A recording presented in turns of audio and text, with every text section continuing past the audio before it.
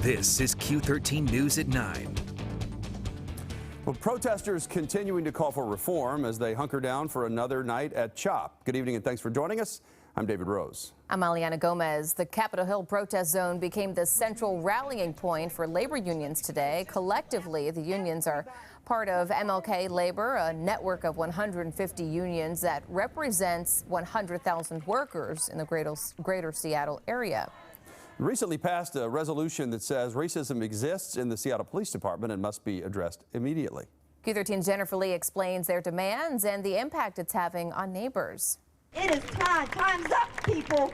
Speakers taking the stage at Cal Anderson Park are all members of local labor unions, from teachers to healthcare workers and city employees. They say the Seattle Police Officers Guild has no place in the Martin Luther King County Labor Council. Police are not part of our labor movement, and it's really important for the MLK Labor Council to kick SCOG out. MLK Labor is the largest labor group in the Seattle area.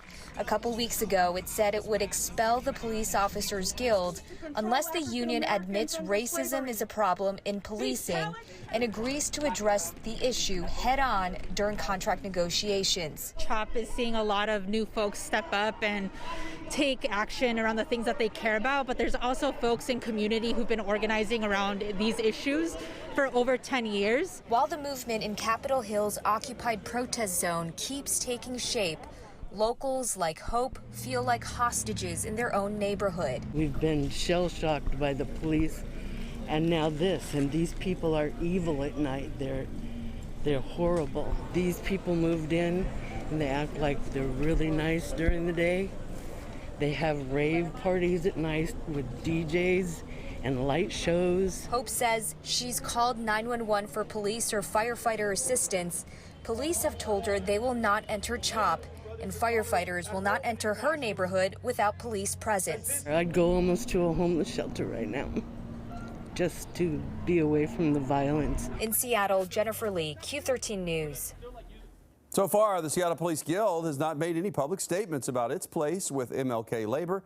The president has been advocating for the union's 1,300 members, says the officers stand with Seattle.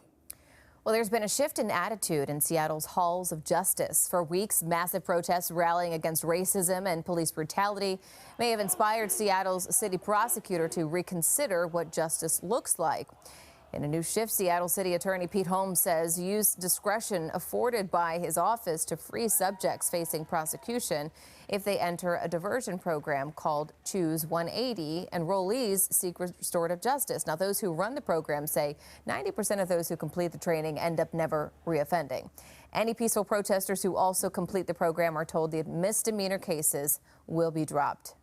We're looking at the greater community good. We're not looking at just trying to reduce crime, but we're also trying to restore victims and making certain that that offenders are returned to be part of the community. And at the end of it, everything that we've done, instead of inflicting additional harm, has actually tried to make things better.